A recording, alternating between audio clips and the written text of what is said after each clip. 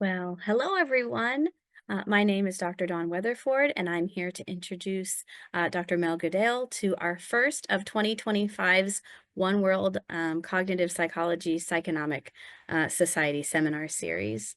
Um, Dr. Goodale comes to us from a variety of places. Most recently, he's the founding director of Brain and Mind Institute at the University of Western Ontario, where he holds the Canada Research Chair in Visual Neuroscience. He also holds appointments in the departments of psychology, physiology, pharmacology, ophthalmology, all at Western. Today, he's going to speak to us about the neural substrates of visual perception and visual motor control as they relate to a variety of different topics around size constancy and perception in a talk entitled, How Big is That Bagel? Differences in Size Constancy for Perception and Action. Welcome so much, Dr. Goodale. Well, thanks very much, Dawn. I'm happy to be here. Really looking forward to talking about our work on size constancy and also talking about how it might differ with respect to perception and the visual control of action. So maybe I should start sharing my screen. Let's see how we do here.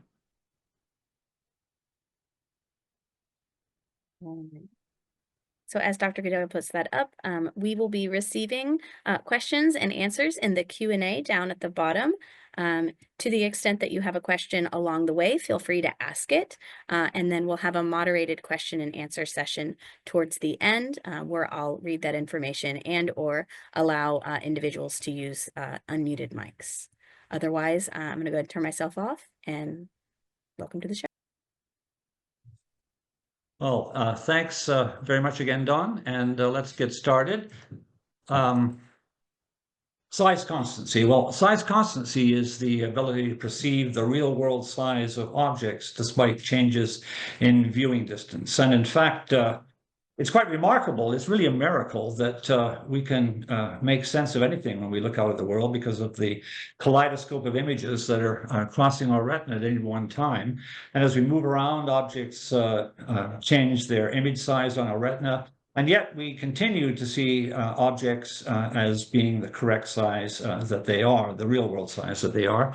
So, for example, when you look out at this picture on the screen, of the bagels being flipped here, what you can see is that the bagel close to you has, you can deduce that, has a larger retinal image than the one further away, and yet you see them as all the same size.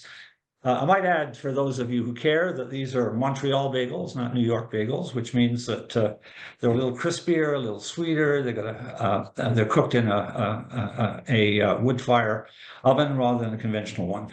At any rate, I can illustrate what I mean by size constancy by having you look at this painting, it's a painting by Gustave Caillebotte, who, like a number of painters at this time, was fascinated by photography and set up his painting, as you can see here, A Rainy Day in Paris, as though it were a photograph. And what you can see is that the people in the middle distance here look to be the same size as people who are in the foreground, the man holding the umbrella over the young lady. And what you can see here is that even though they have different image sizes, they appear to be the same. And if we take the people in the middle distance and bring them forward, now you can see how tiny they look when they are at exactly the same viewing distance as indicated pictorially as the larger folk standing there as well.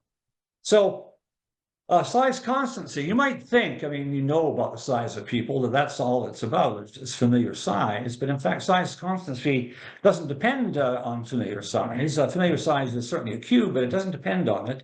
The perceived size of novel objects will also appear to be their real world size because, of course, we're calculating the viewing distance and using that to adjust the retinal image size. And in fact, powerful distance cues can actually override familiar size. So you see these SUVs here, and you know what the size of an SUV is, and yet they clearly appear to be very different because of the powerful pictorial cues in the picture. But I can assure you that the large one at the rear is the same size as the one at the front. And we can move the slide along, and you can see indeed that they are both the same size, even though they appear to be different sizes. So size constancy then, the perceived size of an object depends on its retinal angle, the retinal angle it subtends, multiplied by the perceived viewing distance. This was a formula developed by Emil Emart in the late part of the 19th century. And it illustrates that somehow the visual system uses distance cues, of which there are many, in order to adjust the information that's on the retina so that we can extract the real world size rather than being simply aware of the retinal image size. So I'm going to let Hugh Laurie here, who seems to have some problems with size constancy, explain what's going on. Yes, I always remember this spot because it was right here. This was the very first time that I saw my wife. I was standing absolutely here, and I remember thinking, what an incredibly tiny woman she was. Absolutely tiny. She was about that size. Tiny little thing. It was only weeks later, as I got to know her, that I realized that was, of course, because she was a long way away. Right. So what are the neural substrates of size constancy and perception? What are the structures in the brain that reflect the real world size of objects out there in the world?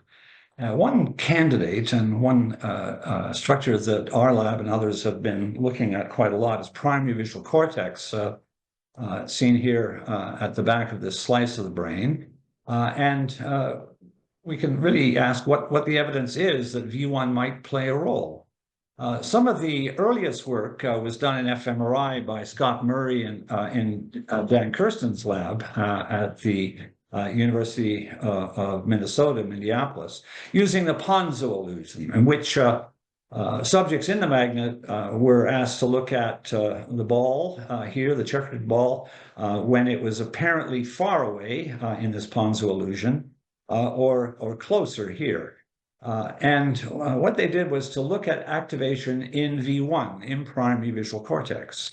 And here we see an inflated brain where it's kind of like blowing up a scrunched up paper bag, blowing up so that you can see the actual values, the sulci on the surface marked as dark gray and the gyri is a lighter gray.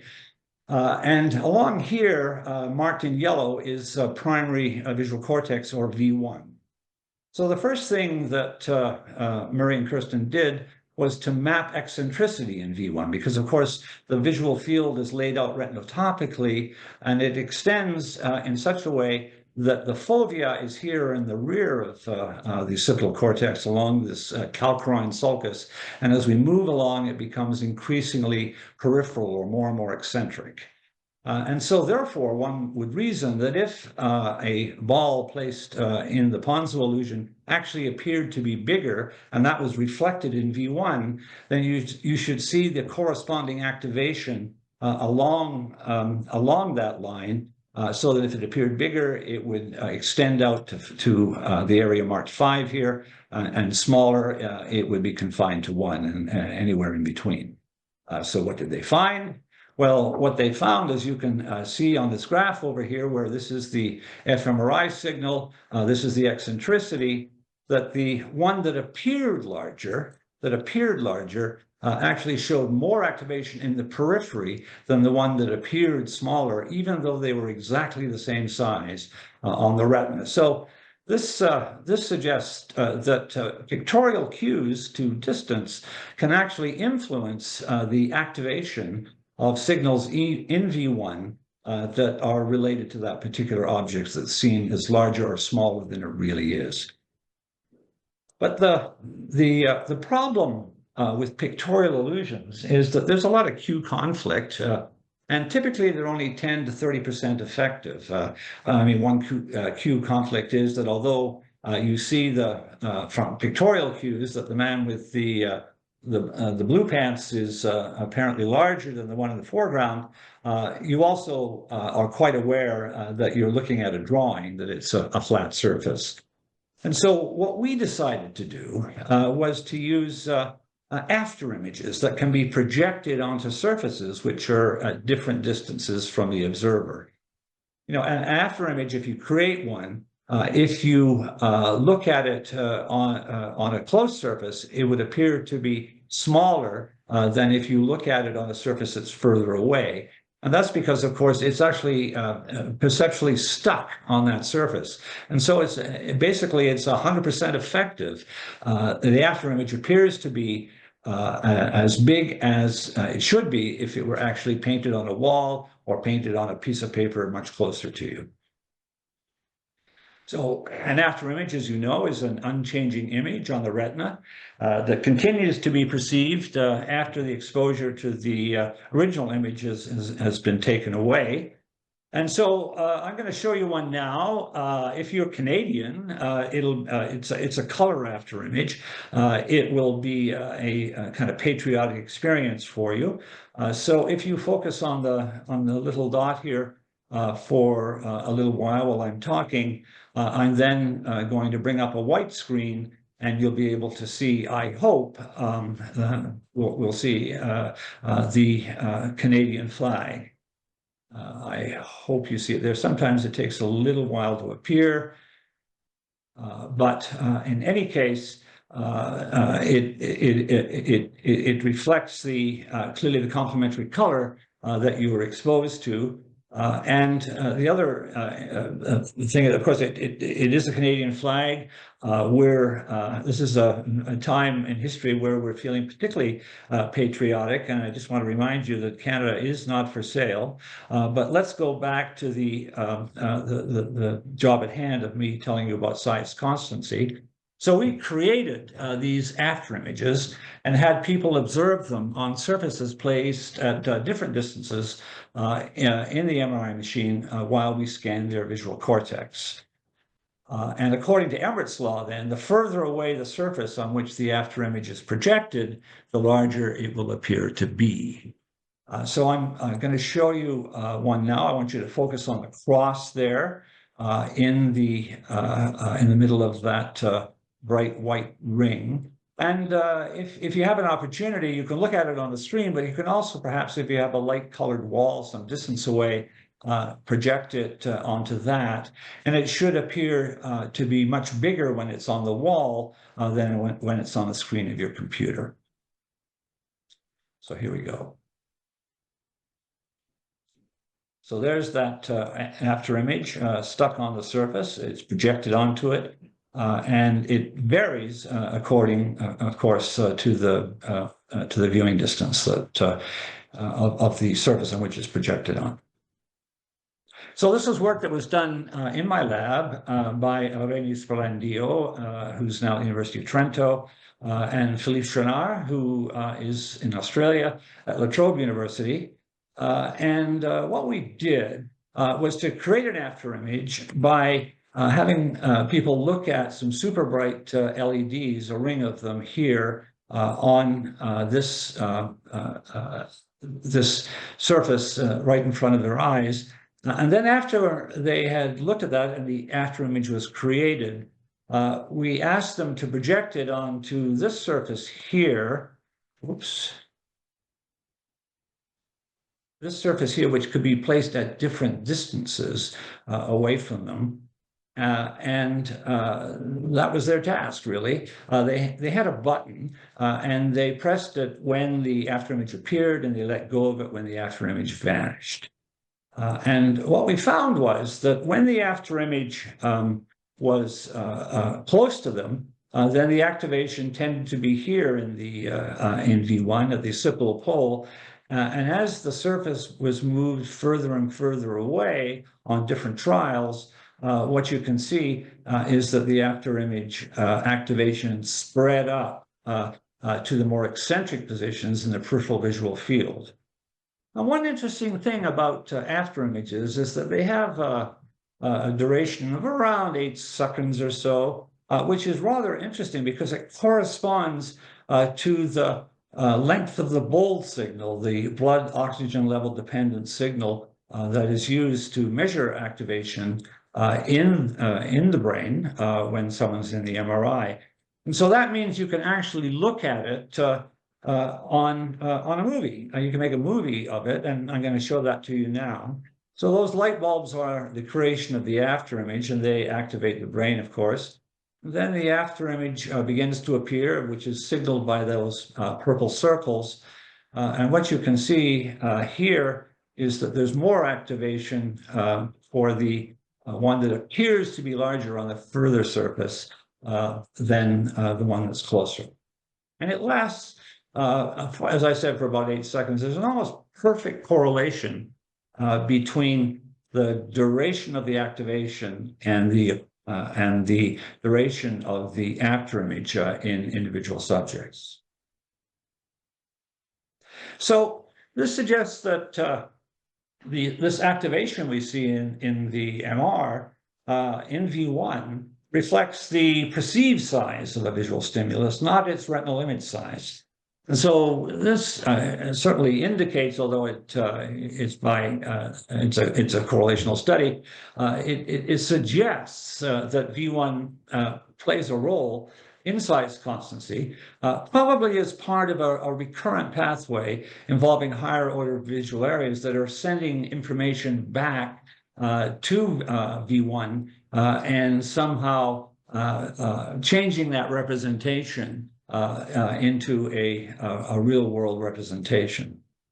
But it's not clear when the integration takes place. After all, this is fMRI. It's temporally not particularly good.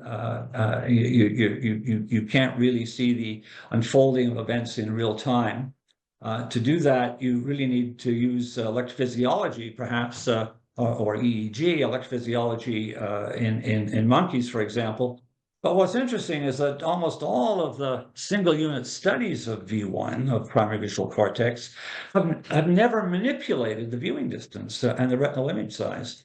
In fact, what they've done is typically to have the viewing surface about 57 centimeters away from the monkey, which means that 1 centimeter on the screen corresponds to one visual degree, one degree of the image subtended on the retina. But they don't manipulate it. So theoretically, it may not be a retinotopic map that corresponds to the size of the image, but rather one that corresponds, as unlikely as it might seem, to the real world size.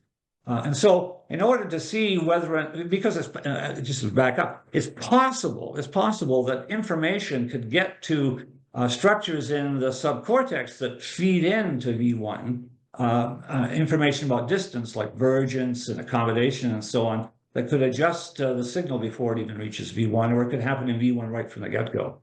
Unlikely, but possible. So the way to test that, and the way that we tested it, and I say we, I mean Zhuang Chen, who's now at South China Normal University in Guangzhou, and again Irene in Trento, and Molly Henry, who's here in Canada at Metropolitan University of Toronto. And what we did was to use EEG and to look at signals from early visual areas. And we projected a black circle onto a monitor that could be either far from the observer or close to the observer, as you can see here. What we did was have different sized circles at different distances, far or near, small and large, such that we could have the circles have exactly the same retinal image size, but clearly we're different in size in the real world, or we could have them be similar in size, identical in size in the real world, but have very different retinal images, either large or small. And then we checked that this was the people showed size constancy. We asked them to indicate the perceived size. And of course, they saw the small object as being small and the large object as being big, independent of the distance. So they were showing good size constancy. And then we took these signals from early visual cortex, and we averaged it over our 16 participants. And these are the signals that we recorded, the average signals from many hundreds of trials on the 16 participants. And what you can see here is that early on, you see these peaks for the smallest retinal image, which was the small object far away, the small circle far away, and the largest retinal image, which was the large circle very close to them. And you can see that they were quite far apart in their in the way they unfolded in the brain. Whereas the two mid-sized retinal images, which were the identical mid-sized retinal images, were the far large one and the near small, which, as I showed earlier, would have exactly the same retinal image size. They overlapped one another. But remarkably, after about 150 milliseconds, the signals segregated so that now they fell along trajectories that corresponded to the real world size. So the smaller perceived size, independent of whether it was near or far, overlaid one another, and the EEG signal for the larger perceived size, whether it was nearby or far away, overlaid one another. So all of this suggests then that this transition between the coding of retinal image size and real world size occurs, but it takes about 150 milliseconds or so to be set up. And it doesn't occur during the initial signal processing or earlier in the thalamus, but takes time to develop.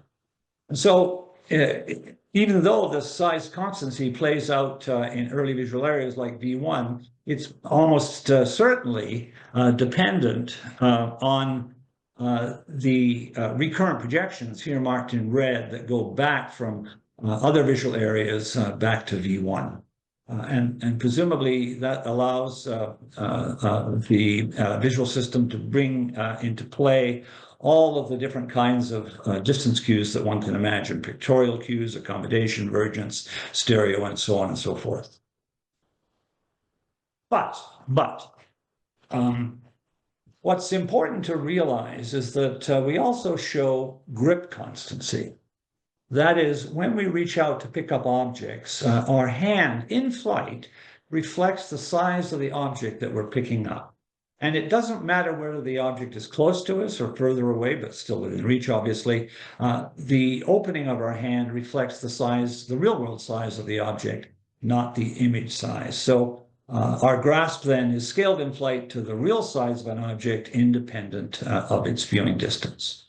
And so we can ask an important question here: does grip constancy engage the same neural circuitry as perceptual constancy, or does it engage different pathways? So in order to develop this argument, I have to return to some work that we did 30 years ago or more, looking at the organization of the visual pathways in the cerebral cortex of the primate brain, including our brain. And what we suggested so long ago was that vision for perception, that is the visual system that allows you, looking at the screen, to identify the objects in this picture, the cup, the pencil, the hand, the wristwatch, and so on, the notepad, that visual system is functionally, and also to realize that it's a picture you're looking at, that system is functionally and neurally distinct from the one that allows the actor in the picture to reach out and pick up the cup. That fundamentally different visual pathways are engaged and fundamentally different transformations are performed on the visual information to serve either the perception of the object or to control the act of reaching out and picking up one of those objects.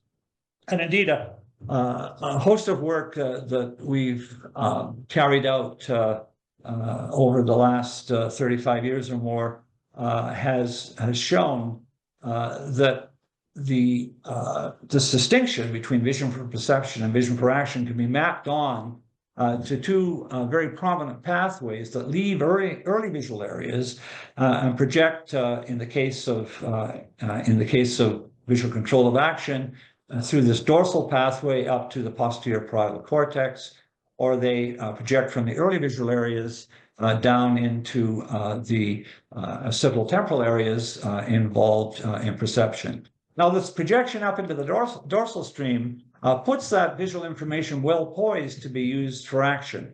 It goes to the posterior parietal cortex that's reciprocally connected with premotor structures. That area sends projections down to the midbrain, to the colliculus, and to the brainstem. So it's exquisitely positioned to carry out the visual transformations into the required actions for any particular behavior that might be visually controlled at the moment. In contrast, the visual projections from early visual areas down into the occipital temporal areas, these areas don't have virtually no connections with the brainstem and midbrain, and instead are intimately connected with medial temporal areas, with ventral prefrontal areas, areas that are important for social interaction, for decision-making, and so on, providing a kind of perceptual foundation for cognitive operations. Now, this idea didn't like Athena, emerge fully formed from the brow of Zeus.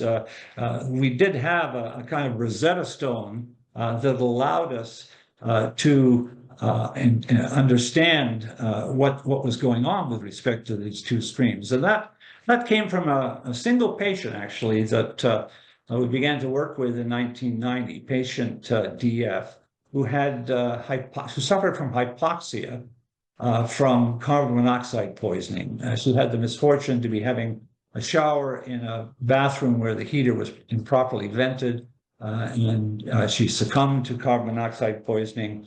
Fortunately, she was found by her husband before she died, and she was taken to the hospital. And when she emerged from her coma a day or so later, it was clear that she had a lot of visual problems. And an MR taken then, and this is a more recent one, showed diffuse cortical damage throughout her brain, but large ventral stream lesions in an area called LO, or the lateral occipital area, that we know now is involved in object recognition. And her visual problems were not really low level. Clinical psychophysical testing was essentially in the normal range, but her most salient symptom was visual form agnosia. Sometimes called, at least before it was called visual form agnosia, it was referred to as apperceptive agnosia. Anyway, here's DF. This is an old Betamax film restored digitally of her in the backyard catching a ball that's been thrown to her by her partner.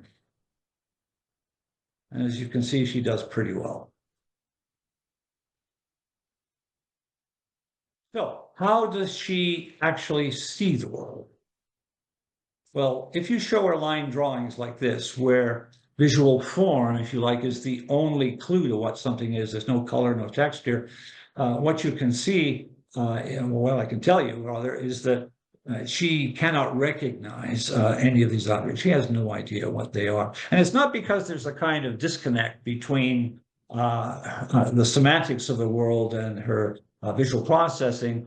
Even as she's asked to copy them, you can see she does a really poor job. These are not good renditions of the model.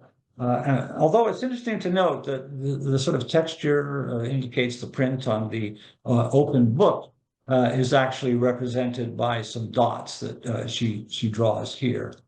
Now, this isn't because she can't draw. So if on another day, quite independently, you say draw an apple, or draw an open book, or draw a sailboat, These are the drawings that she produces, and they're not great, but they're not bad, and it's clear that she knows what she's been asked to do. And if you show her those drawings later, of course, she has no idea what they are any more than she has the original models that you showed her on another day. So she really is a kind of metaphorically drawing with her eyes closed because she doesn't recognize the objects later that she's drawn.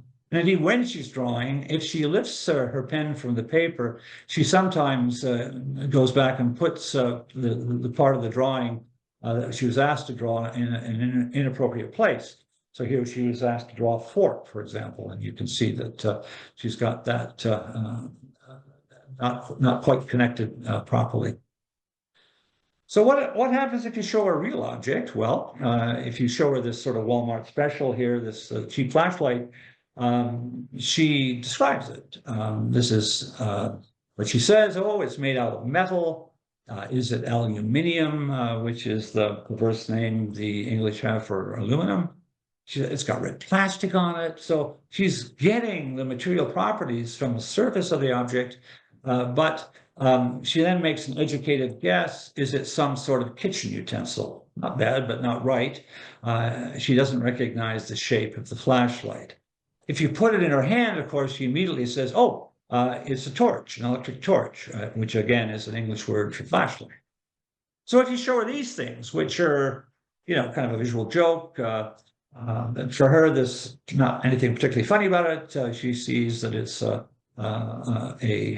drawing of a tiger or an orange. She does not see the shape.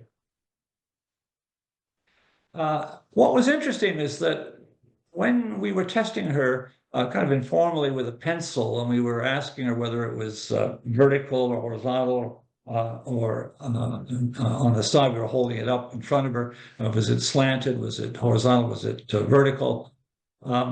She really had no idea. She couldn't answer that. She could see the yellow, but she couldn't see the orientation of the pencil.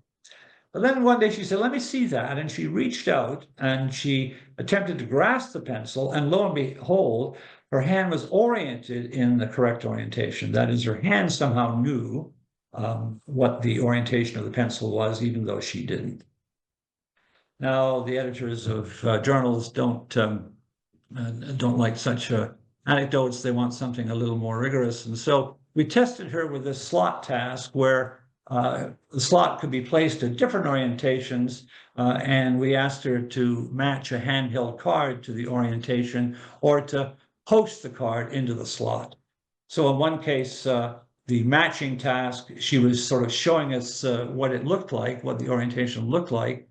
And what you can see is that we've rotated the correct orientation to vertical here, normalized it. Well, you can see she's all over the map. She really has no idea what the orientation is. She can't describe it verbally either. And she can't match it by rotating the card, whereas obviously the control subject has no problem. Now, posting the card into the slot, things are very different. Now, she's pretty well as good as the control subject in sticking the card into the slot. And that's not because she's getting close and kind of comparing it. If you test her in so-called open loop, where you turn the lights off as she goes to post it in, she's able to get the card into the slot.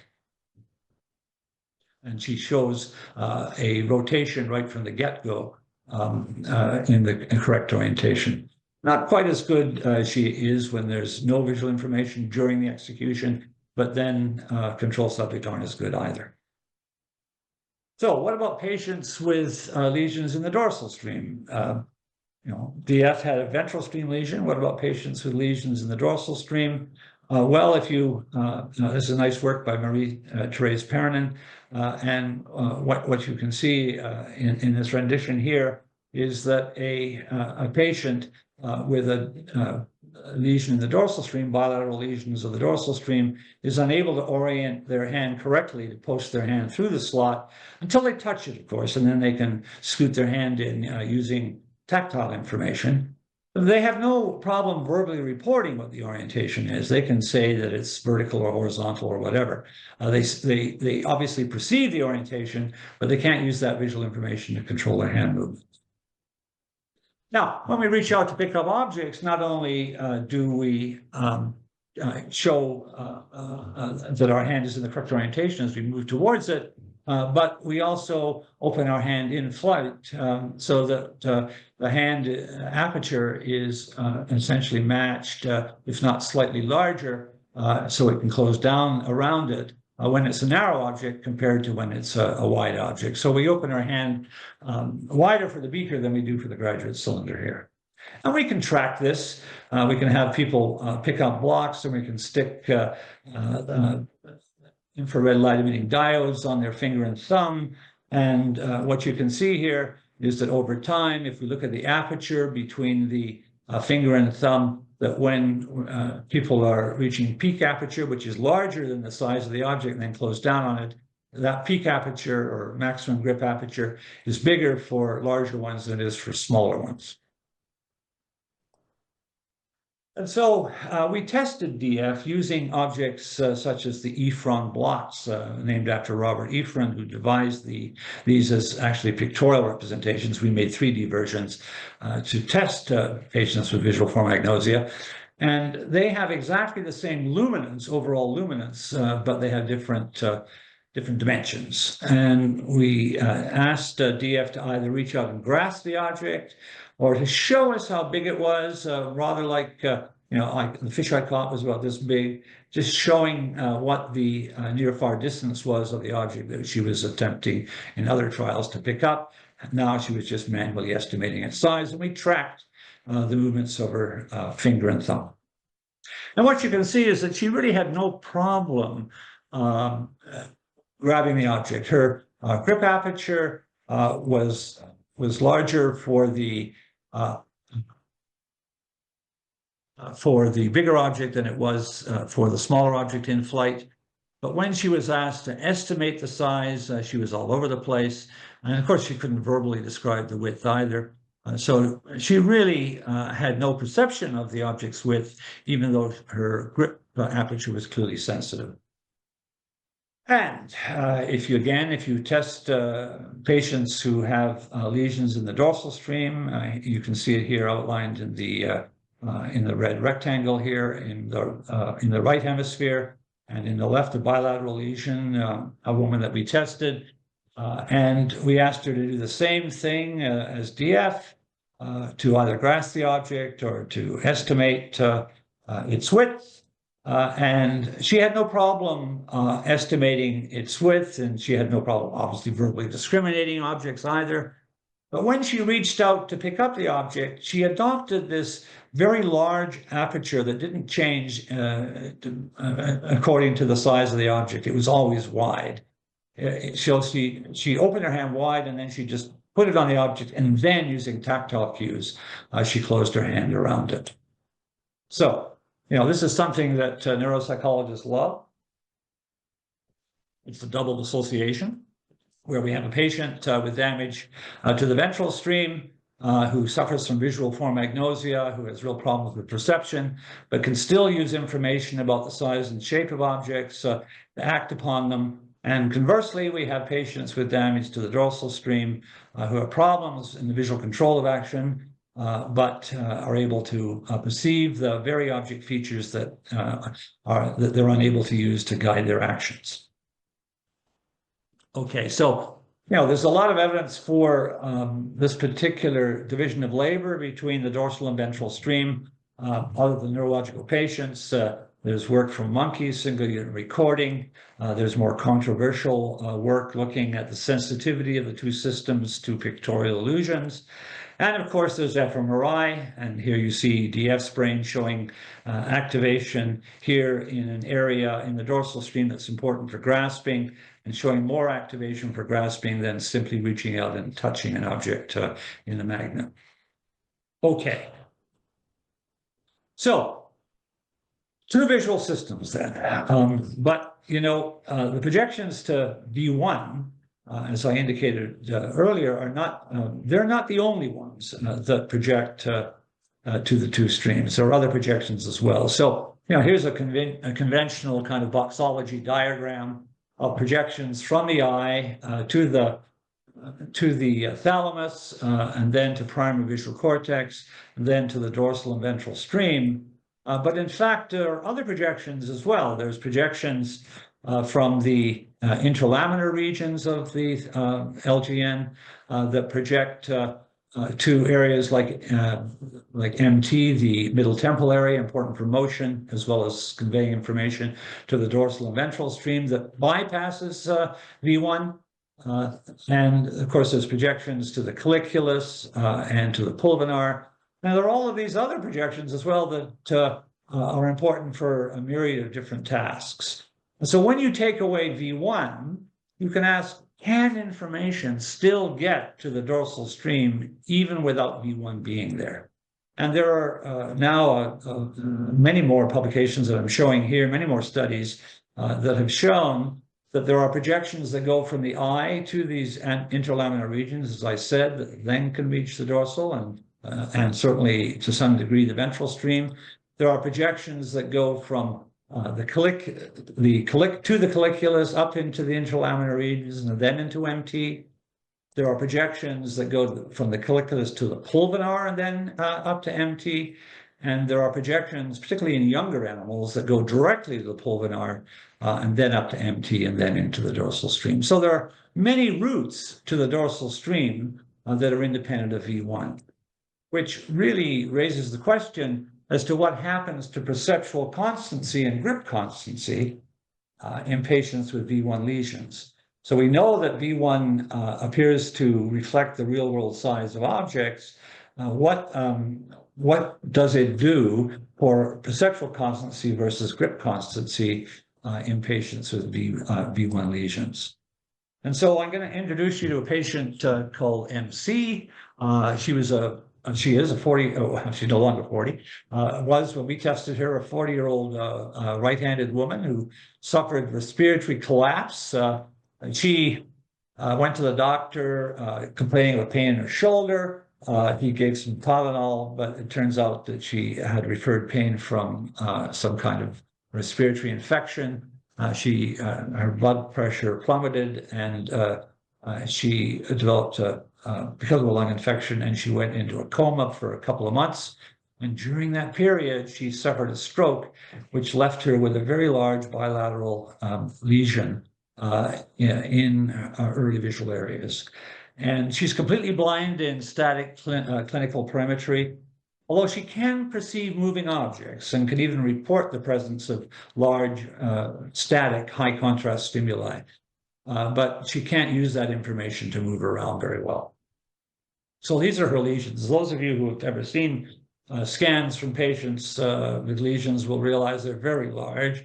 So not only is all of V1 gone, but most of the ventral stream as well. A bit of sparing here in the yellow circle of the perihippocampal gyrus, but otherwise the ventral stream and V1 are all gone.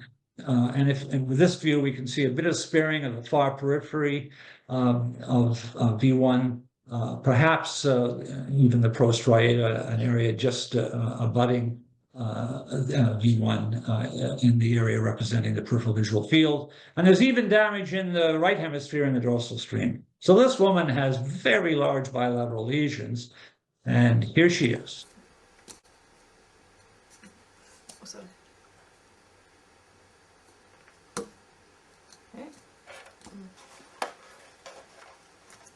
Oh, that's the weird one, but see, I never realised that until I caught it. So, right, so she can catch balls of different sizes and track them, presumably using to some degree area MT plus or other parts of her visual system that are intact. How does she do with these Ephron blocks, these high contrast white rectangular objects on the black background? And we tested her in the world's simplest discrimination. This is work by my former postdoc, Rob Whitwell, and it was a forced choice task. They were asked to she was asked whether or not the objects were the same or different, the world's simplest discrimination, and she's a chance. She can't say whether they're the same or different, getting 24 out of 40. Well, how does she do when she's asked to manually estimate the size, just like Dia, or to reach out and grasp the object? So these are her manual estimates, and what you can see is that they're incredibly noisy, a flat line. She cannot tell you by opening her index finger and thumb the width of the object. She really has no idea. But remarkably, when you ask her to reach out and pick up the object and you measure her grip aperture in flight, things tighten up, and you can see now there's a significant slope where she opens her hand wider for the wide objects as compared to the smaller objects. So she's showing grip scaling despite the damage to V1. So what I said, this suggests that despite the damage to V1, the visual motor system is still sensitive to the dimensions of the objects. But of course, this isn't size constancy. All the objects were presented at the same distance. What does she do when things are presented at different distances? Does she show grip constancy when grasping objects placed at different distances from her? And this is work by Rob, by Irenis Ferrandillo, Gavin Buckingham, who's now at the University of Exeter, and Philippe in Australia. And this is the perceptual matching task. She was presenting objects of different sizes. They're all averaged here. This is the distance away that the objects are. What you can see is that the control subjects open their hand the correct aperture independent of viewing distance. So it doesn't matter whether the object's close or whether it's far away. They open the objects in exactly the appropriate manner, opening their hand the same width independent of viewing distance. When they're asked to match the object by opening their index finger and thumb, a matching amount, not grasping, but matching.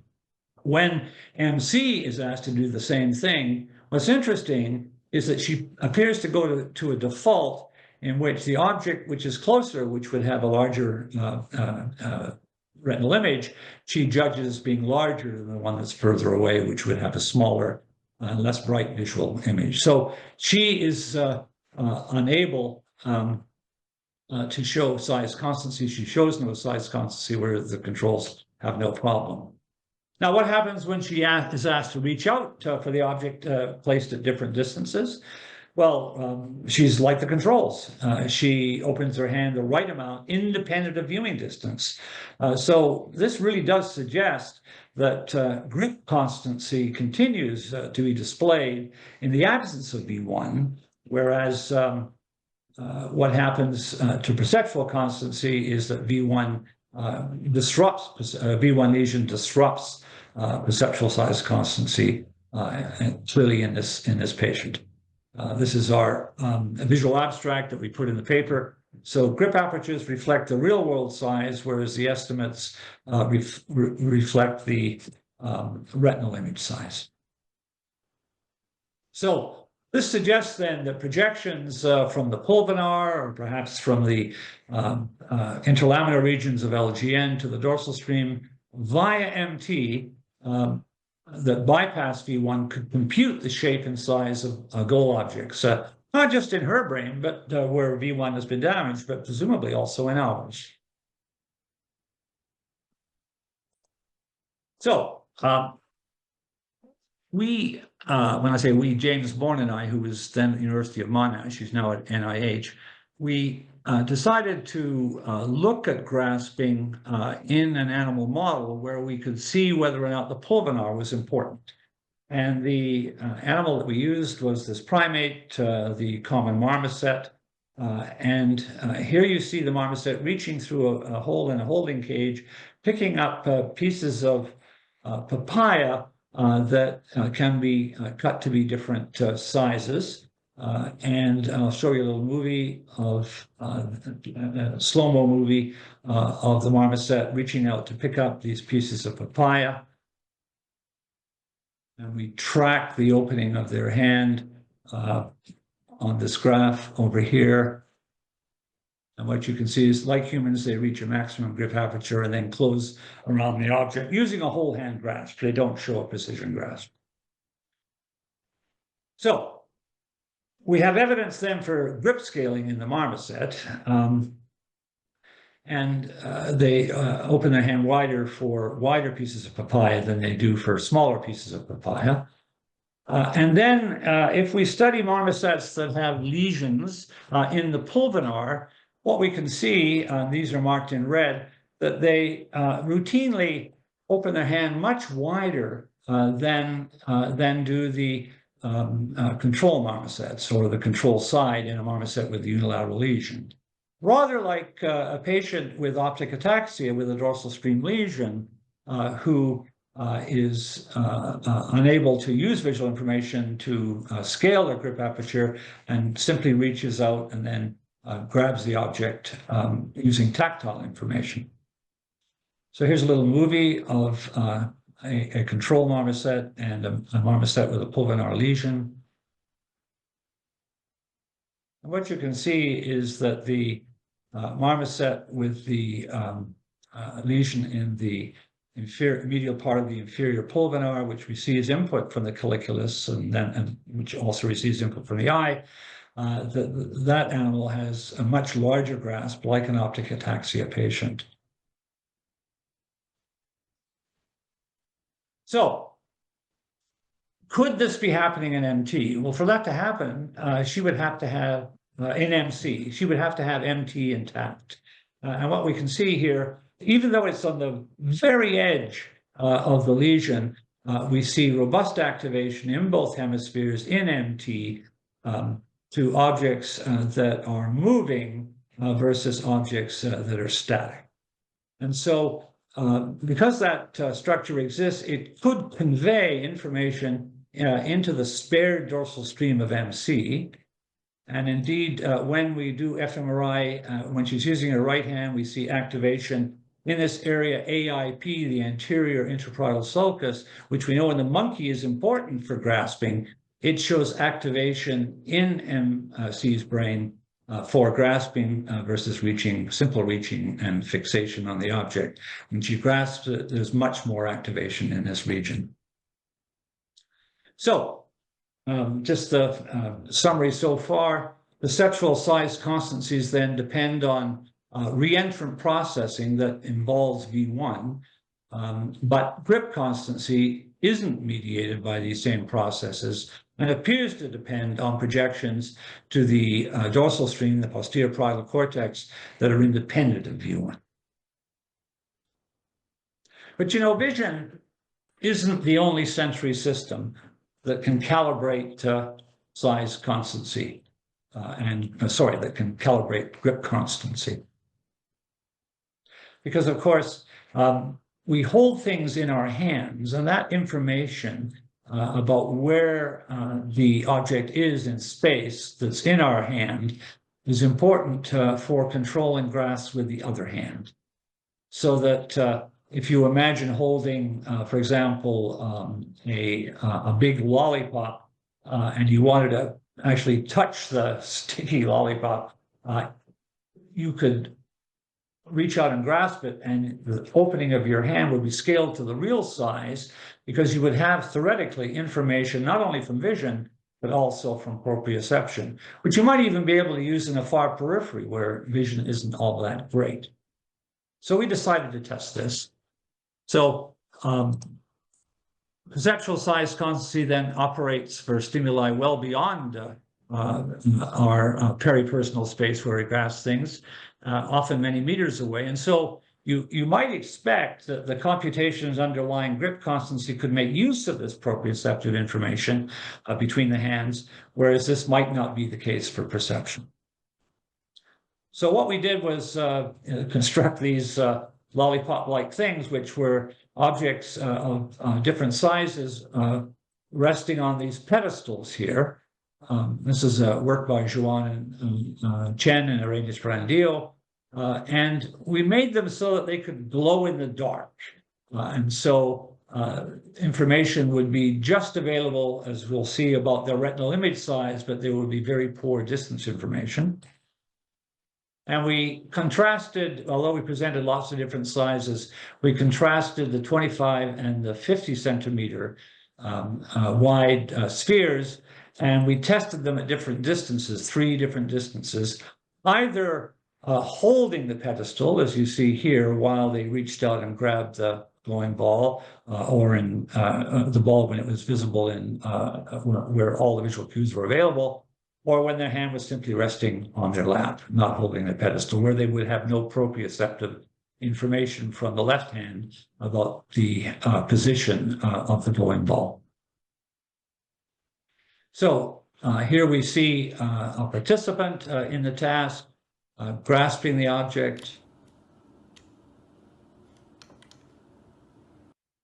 And here we see them giving a manual estimate of its size. Note that they get feedback on every trial in the manual estimate about its size. So in both grasping and the manual estimates, they're getting feedback about the real size of the object.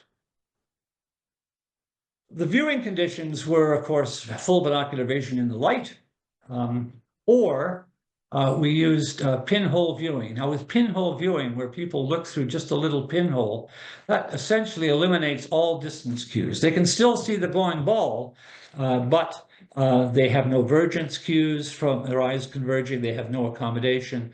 There's no pictorial cues available. It's just a glowing ball. And of course, there's no stereo because there's only a single pinhole. So these are the manual estimates that people gave, looking at the object in full vision, not through a pinhole, but with full viewing. And what you can see here is that when they doesn't matter whether they were holding the pedestal or not, they rated the real size of the object as larger or smaller, independent of whether it was near to them or far away. So they showed essentially perfect size constancy for those 2 distances. Now, when it was made dark and there was just a glowing ball and they were looking at it through a pinhole, now the objects that were closer to them, the glowing balls that were closer to them, were rated as being larger, whether they were holding it or whether they were not, or whether they were holding it or whether they were not holding it. So size constancy was not restored by holding the pedestal. Now, what about grasping? Well, and no surprise, when they were grasping the objects in full view, they opened their hand the appropriate amount in flight, larger for the large object than for the small object. But when they were in restricted viewing, now when they weren't holding the pedestal and they had no proprioceptive information about the size of the glowing ball, now they opened their hand wider for the objects that were closer to them than the ones that were further away, which is what you might expect if they had no distance information. But when they had proprioceptive information, now size constancy was restored. So when they were holding the pedestal, they could use that proprioceptive information in the absence of visual cues about distance to produce an aperture that was consistent with the operation of size constancy. And so you can see here, size constancy was not restored, and here it was restored. So proprioceptive distance cues then restore size constancy in grasping, but not perception. But you know, proprioception is only one of several sources of non-visual information about distance. There's other cues as well. I mean, you could just say to them, the object's 20 centimeters away, or 25 centimeters away, 50 centimeters away. Or you could use a loudspeaker and present white noise over the speaker that could give some information about distance. And so we've, over the last little while, we've been testing this. These different colored line graphs here illustrate different sources of information, which I'll reveal in a moment. But what you can see, first of all, is that there's a lot of noise with respect to the perceptual ones for the for grip aperture versus estimation with the contribution of various cues. So what we can first do is look at that contribution where we standardize or normalize the contribution to perception, and then look at how that contribution stacks up when they're reaching out and grasping the object. And as we already saw, proprioception really does restore grip constancy when people hold a pedestal when that glowing ball is presented. But if they're presented with these glowing balls in other situations where, for example, they've got semantic knowledge about the distance of the glowing ball, they're told it's 25 centimeters away, 50 centimeters away, 20 centimeters away, 40 centimeters away, whatever. There's really not much difference. In fact, they're slightly worse than they are with perception. With a simultaneous auditory cue, there's really no improvement. When the auditory information is given first and then the visual information is delayed, so they get more time to work it out, they get a little better. And if they get a lot of practice with the auditory cue, they get better. They get as good as when they're given verbal cues. So what this suggests to us is that they're not really using this information, semantics or auditory cues, to somehow restore grasping in a normal fashion. It's some sort of cognitive operation that allows them to second guess the distance when they're reaching out to grasp it. And presumably the same is happening with their perceptual estimates as well, even though they're much better. Perhaps because people don't realize that they open their hand wider when they reach out to pick up bigger objects, whereas in perception they're asked explicitly about the size. But even so, that information, whether it's proprioception, audition, or semantics, is not as good as vision, full vision, which of course isn't on the graph. Okay, so summarizing. Proprioceptive cues to distance, but not auditory cues or verbal cues, can fully compensate for these unreliable visual cues of distance when people grasp objects, but not when they estimate the size of the objects.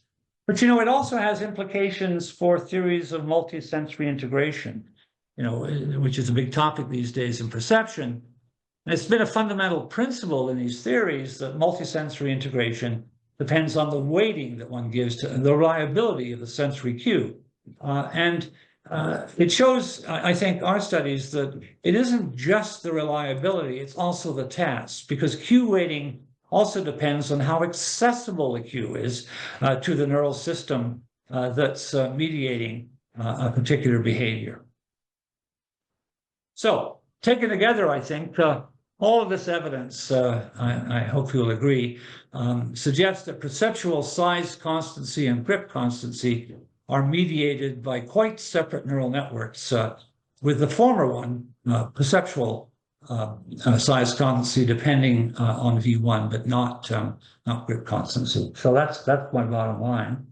And it just remains for me to thank loads of people who've come through my lab and collaborators around the world who've worked on a lot of these problems. So that's it.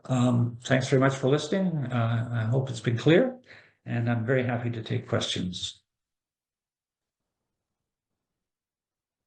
Thanks, Mel. That was fascinating. I'm especially interested in that last slide, the newest stuff that you have coming out, because you were building up to that question, and I'm so glad you gave us the payoff before the end.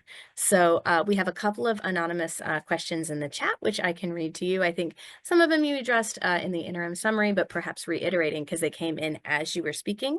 But I expect other questions will come as we are engaging in this back and forth. So I'll start with the first one. When a dorsal patient corrects the grip using tactile cues, in your view, does that sensory information then feed up to the dorsal pathway, ventral pathway, or both, or to some higher areas that consolidate the percept? Well, we know that tactile information is processed in somatosensory cortex, which is very close, of course, to the posterior parietal cortex, which in this case, rather interestingly, is damaged, and it seems to affect the visual performance. And so this suggests perhaps that tactile information, the processing that might occur that's not within the somatosensory cortex itself, may not have been damaged. I don't know. Or there could be connections with somatosensory cortex to other structures that allow the person to localize the object. When I say localize, what I mean is that when you touch the skin surface somewhere on a person's body who has bilateral lesions of the dorsal stream, they're able to touch where you're touching. They can even this is work in some neurologists early on in the 20th century. If you have one of those little clickers and you move it around, they can reach vaguely towards that auditory source, even though they're really groping for visual objects in the peripheral visual field. So the answer is I'm not quite sure of the pathways that are damaged or spared in the tactile control of their localization abilities. Thank you. All right, we have a second attendee who's asking, you mentioned cortical magnification as a mechanism of size constancy. How does that explain the effect when the objects that are supposed to be perceptually larger are not projected on the fovea? Yeah, so I perhaps miscommunicated. I wasn't really talking about cortical magnification. I was talking about the fact that if the object appeared larger and larger, then presumably its edge would move out into the periphery. If indeed V1 and the peripheral areas of V1, if indeed V1 represented the perceptual real world size rather than simply sort of automatically reflecting the image size on the retina. And of course, what appears to happen is initially it just reflects what's on the eye. Then after about 150 milliseconds, information, presumably from higher order areas, feeds back to V1. We don't know this for sure, but I think this is a fairly confident guess on our part, that information, which contains distance cues, and also sideways information, if you like, from other structures that signal vergence and combination, that somehow changes the representation from a retinal representation to a larger, if indeed that's the manipulation, a larger conceptual representation. All right. We have another question. Martin Fisher asks, are the poor copies, DF draws of objects similar to each other in the successive drawing attempts? Interesting question. Never done it. Yeah, so you're getting at something rather interesting there. So is a suggestion that there is some kind of reliable distortion of the information that would be replicated in other drawings? I don't know. Interesting question, would be worth investigating. My guess is no. For everything, but there may be some aspects of things like, for example, the text in you may remember the book had the sort of little dots. What's interesting is that she can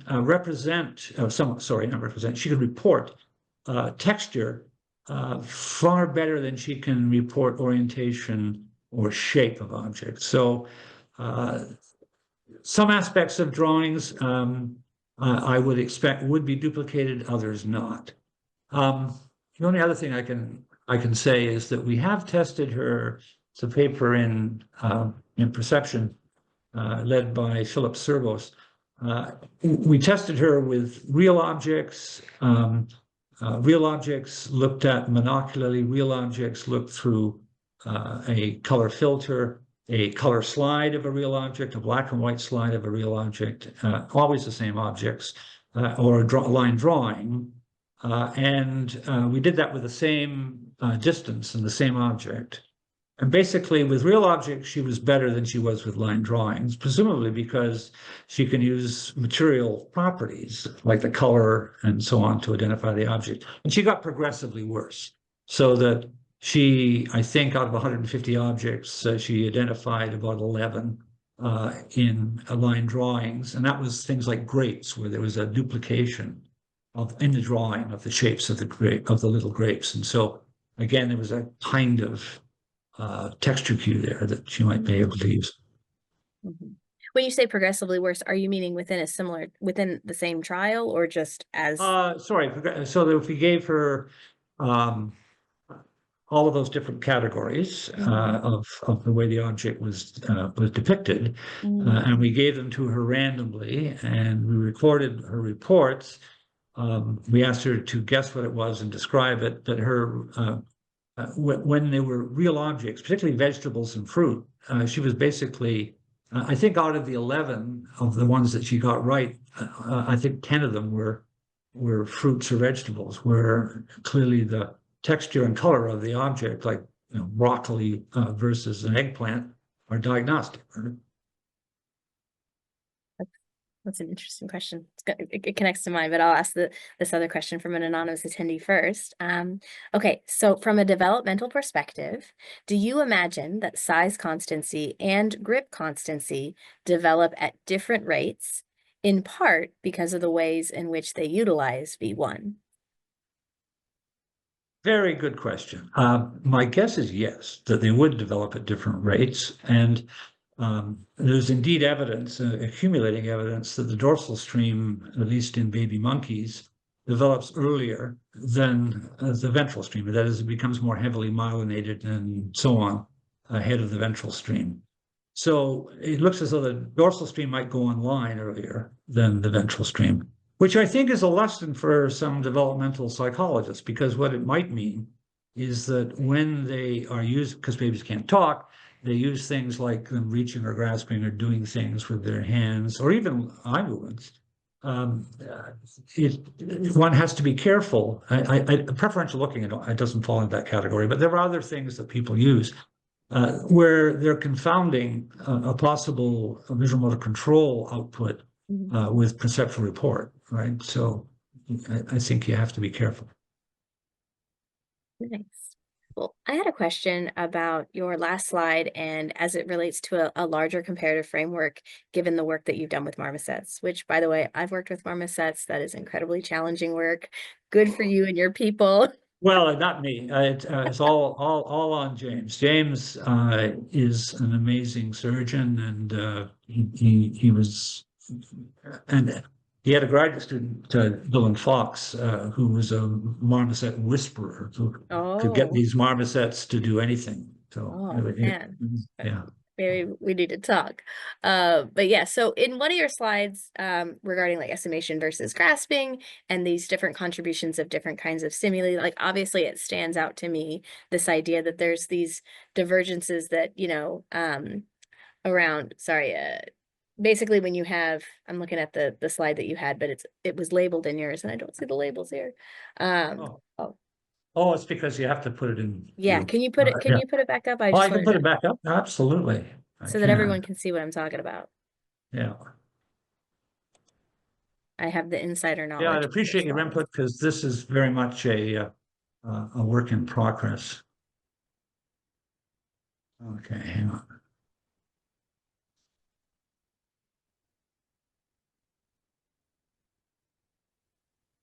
Okay. Here? Yeah, this is the slide, the beautiful slide, right?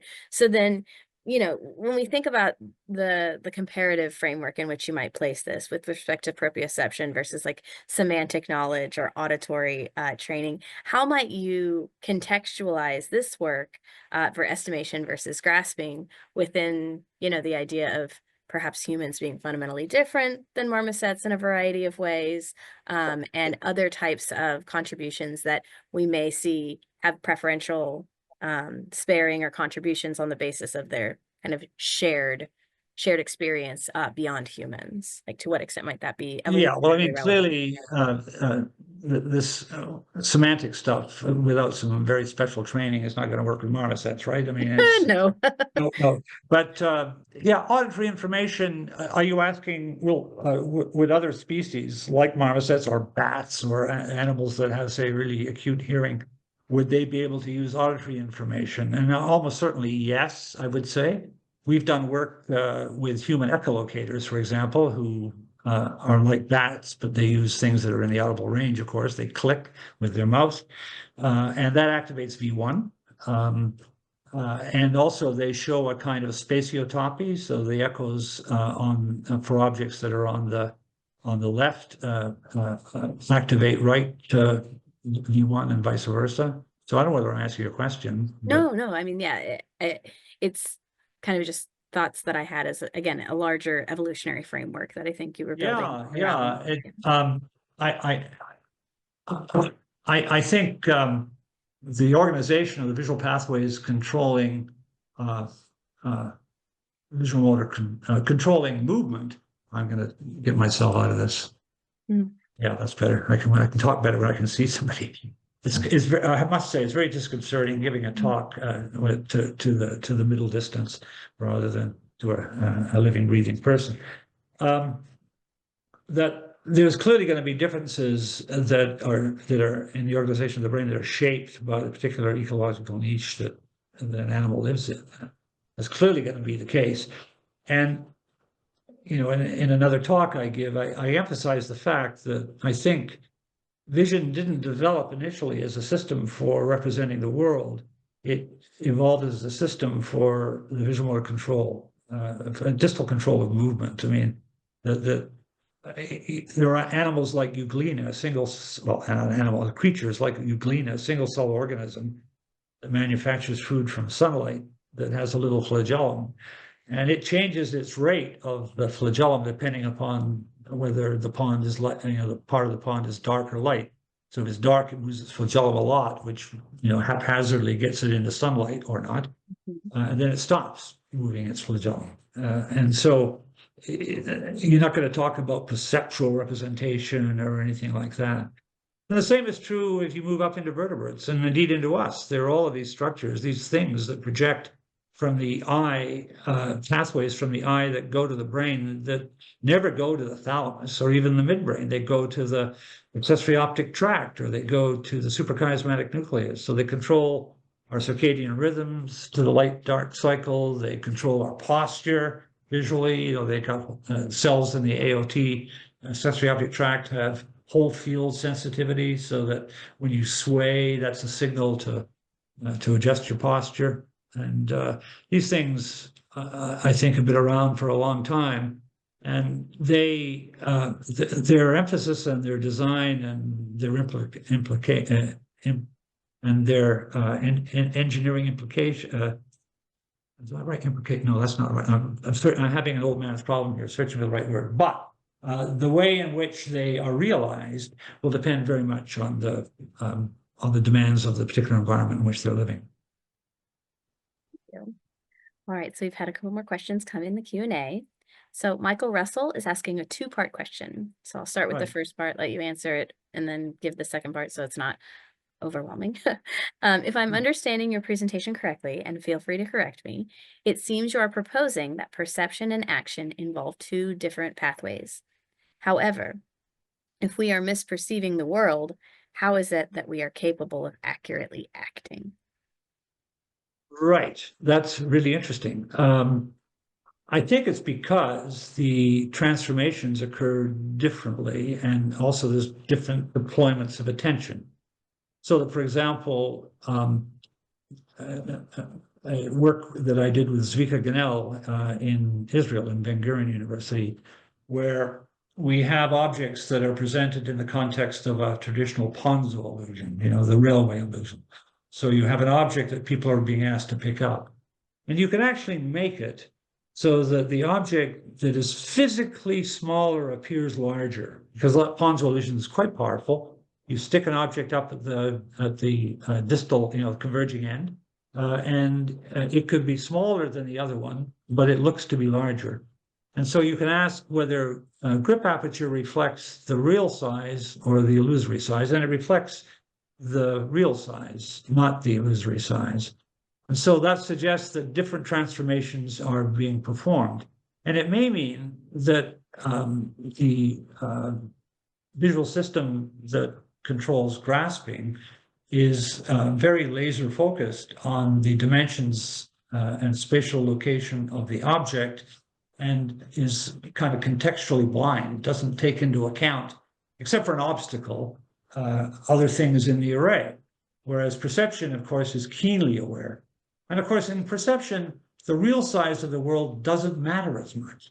I mean, it matters to some degree, obviously, for identification and so on, but you can be pretty sloppy. I mean, we're having a conversation where my head is about that big, and it doesn't matter. It's relative size is really, really important, right? You can watch a movie on TV or in the drive-in movie on a big screen, and it's the same movie, and people look to be the same, and they interact and so on, and the camera's moving, and it doesn't matter. You perceive it beautifully. But as a medium for action, it'd be a disaster, just a disaster. You've got to work with the real world coordinates and the real world size. And so I think the answer is the different transformations are performed on the incoming information. That is, there are differences in the inputs, but they're not necessarily huge. What's different is that action as a consumer requires a different transformation than perception as a consumer of that information. Great. The follow-up question to that is, I am curious about, I'm also curious whether you agree with James J. Gibson's notion that perception and action are mutual or reciprocal terms. In other words, if we know how individuals perceive the world, then we know how that person will act and vice versa. It depends on the nature of the action. If action is defined as a goal-seeking behavior where it's clearly made up of a lot of individual actions, like driving to Toronto, I think your perception of that, or your whatever it is in your mind's eye about that, is highly cognitive. But the execution of it requires a whole pile of individual actions, like opening the door, grabbing the door handle, going down the stairs, putting the key in the lock in the car. All of these things I think, are happening in a way where you're not paying close attention to the details of what your hands are doing. I mean, when I reach out to pick up, my cup of tea here, I don't on the way there think, oh, it's about that big. I better open my hand about that wide. Whereas when I'm driving to Toronto, I'll say, well, geez, it's 180 kilometers from here. I probably need to fill up the gas tank before I go, right? Because I haven't got enough gas. So I think it's the level at which you're talking about actions. I'm talking about actions which are just-in-time computations. You're doing it just in time to get the thing. Because, of course, your position can change moment to moment with respect to the goal object. And you're going to have to fire off a very different set of muscular contractions in order to get your hand on the object. Our next question. Is size constancy a problem for these patients in dynamic tasks, such as catching a ball, hitting, or throwing a ball? Most of the tasks that you presented use static stimuli. It depends on which patient you're talking about. BF, of course, who has a localized, reasonably localized LO lesion, some damage elsewhere in her brain, of course. She's able, as you saw in that initial thing I showed you, the old beta film video, she's great at catching a ball. She does very well and throws it back to her husband. Yeah, no problem at all. MC, who has a massive lesion of the V1 and the ventral stream, was pretty good at catching those balls that were rolled to her on the table.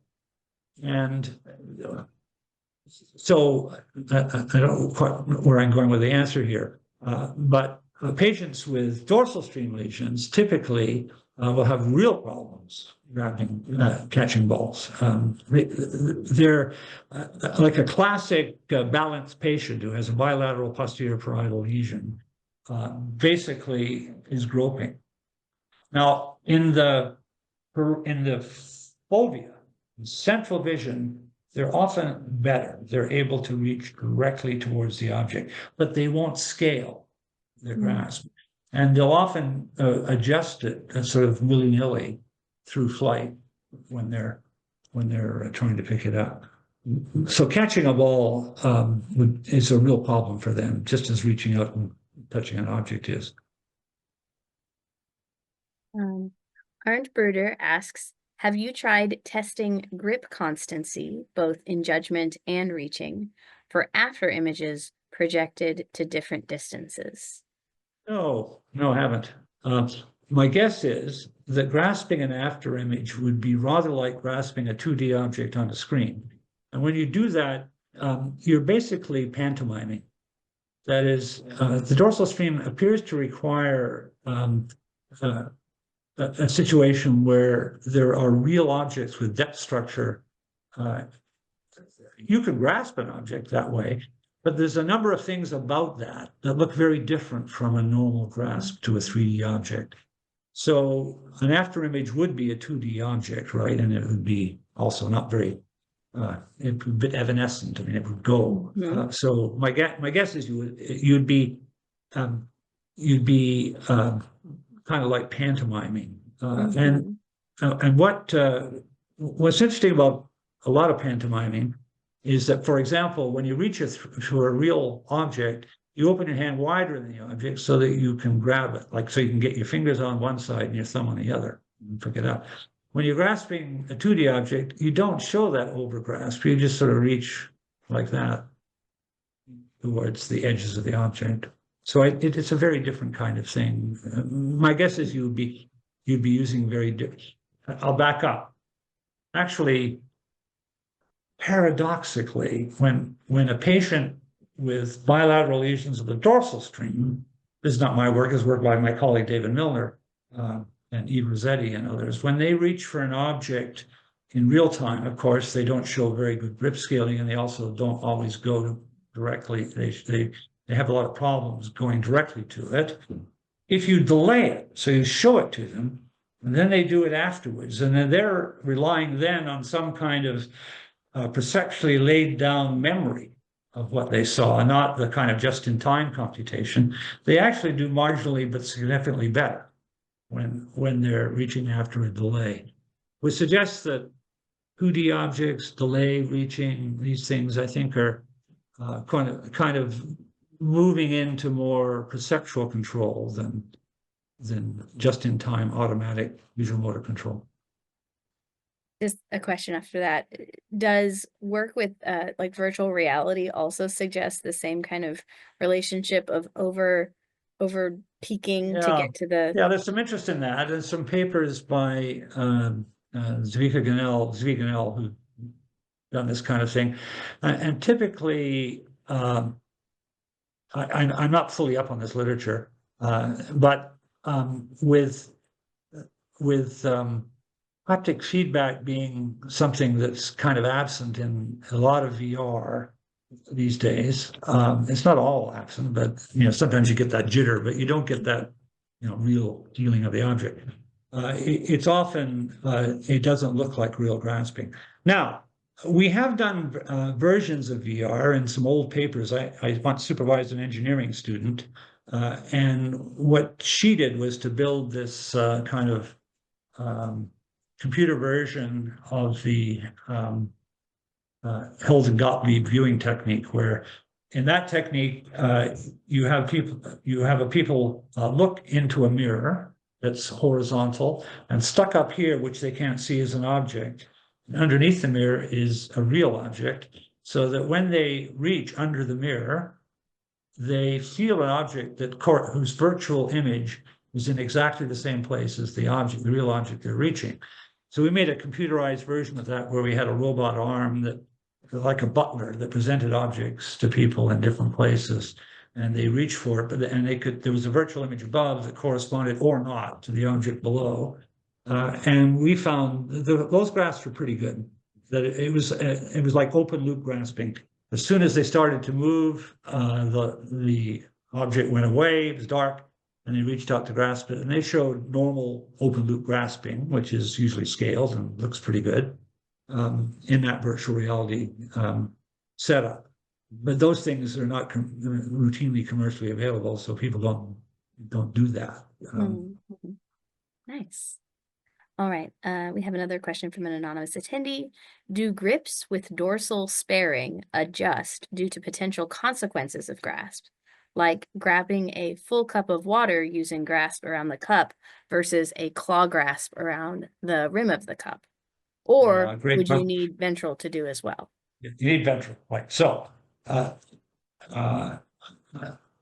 if the dorsal stream, I think, does it can compute the location, it can compute the dimensions, it can compute the kind of vague overall shape on sort of magno input, low spatial frequency information.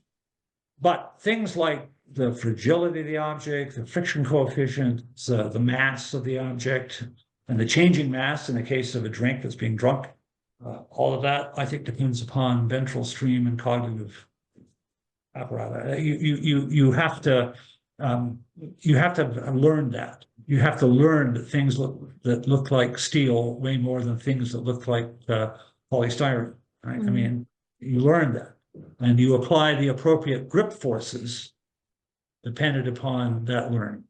So grip force is dependent on the ventral stream. Absolutely. Now, once you've grasped that object once and it doesn't change, then I think, and I don't know whether it's dorsal or what, or it's some sort of systematization of the, it becomes much more automatic. So for example, in the context of a size weight illusion, you know that one where you have two objects, one's big and one's small, but they weigh the same, and the small one feels heavier because you expect the density of the thing rather than the mass somehow makes you think that it's heavier.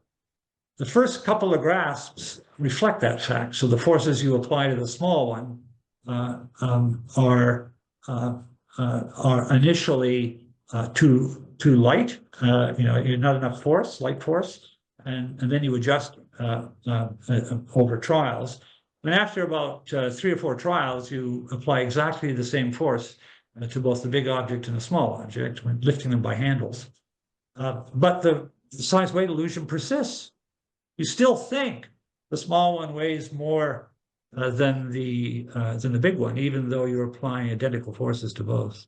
So they're independent, but it's kind of an adjunct, as it were, to the dorsal ventral story where the motor system somehow is street smart. It does the thing it did last because that worked. Whereas you carry this kind of fairly high level information to the task first, which tells you that small objects that are made out of the same material, small objects likely to be have less mass, right? I mean. Okay, we'll take one more question and then I kind of have, like what's next as we'll wrap us up. But an anonymous attendee asks, regarding the result that proprioception contributes more to grasping than estimation, could that be related to the immediacy of haptic feedback? Immediate haptic feedback in grasping, but comparatively delayed haptic feedback in estimation. I don't think so, unless you want to argue that that's unique to proprioception. That is, we give feedback for semantics and for auditory information and so on, and they still do very poorly compared to proprioception. So proprioception seems to be in a category unto itself. And it's not surprising, really. I mean, every day when we hold objects, we're grabbing them with our other hand. I mean, it's all part of a kind of natural interaction. We just wanted to ensure that people got feedback, at least about the real size of the object. We were never able to make it comparable in time, I will agree, but the fact that it differed across the modality that was used was, I think, some evidence that proprioception was unique. I don't mean to say that things like sound and visual information can never be integrated, because they can. The McGurk effect is a wonderful example, right? So that when people are speaking, we are reading their lips as well as listening to what they're saying. And the ba-da-ga confusions that occur in the McGurk effect are powerful evidence that auditory information can be integrated with visual information. It just doesn't seem to be the case for grip constancy, that's all. Well, as we're kind of nearing towards the top of the hour or the bottom of the hour, whichever one you want to think about it, I'd like to just get a sense of where you think this is going next. What's on the horizon for your work? Uh, well, I've started two things. One, I've started a collaboration with Brian Corneal here at Western, and we share a graduate student together, David McHale.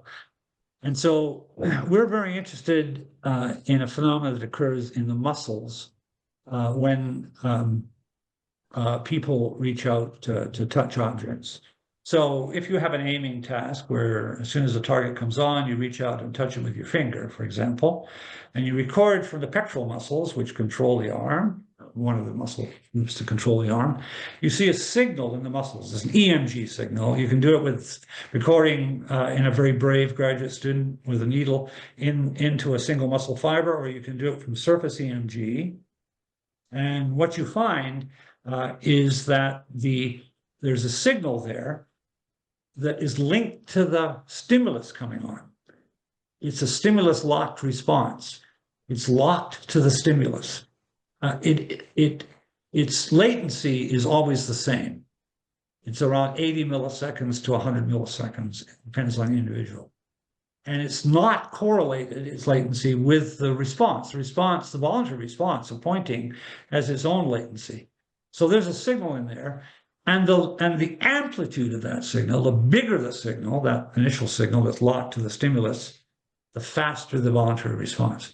So it seems to get the muscles in phase for the pointing movement.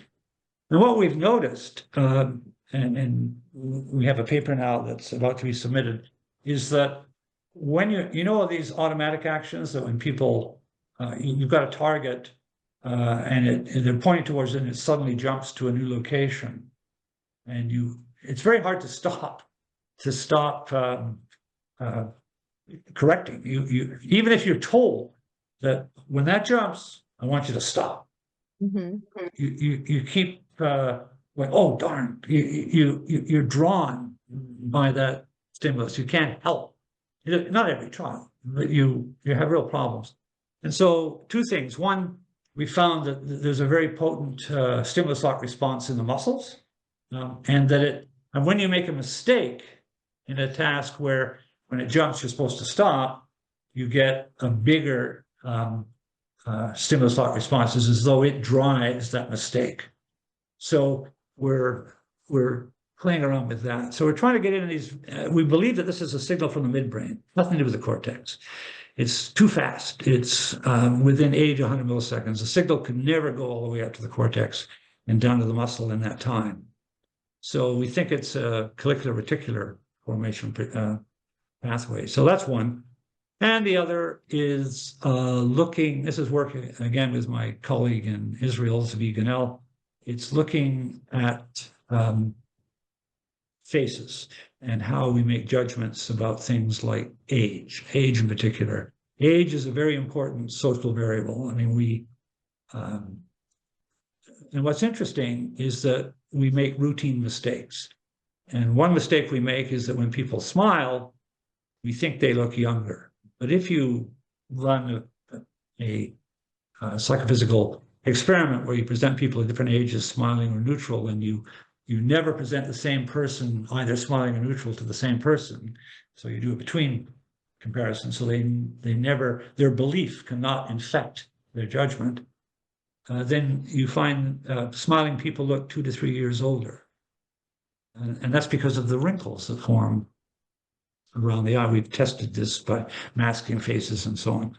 So that's one thing. And the second thing is through regression to the mean, which is when we carry the fact that what I mean is young people in general appear to be older, and old people in general appear to be younger. And that's because we have a life experience where we're faced with people of all different ages, and we tend to carry that bias, when we're uncertain, in other words, decision making, we opt towards the mean, right? I mean, so it means that you're going to judge younger people as older and vice versa for old people. Anyway, so it's a very different path, the face stuff. Yeah, But the other midbrain control of movement is very much in the theme of automaticity of motor control. great. Well, Mel, thank you so much for this wonderful talk. We really Pleasure. appreciate the time you're taking. For those who are still listening or watching, just want to give a quick shout out to the Psychonomic Society's One World Cognitive Psychology Seminar Series as a whole, and the individuals who make this happen. So thank you for the Psychonomic Society tech team, as well as our ASL interpreters.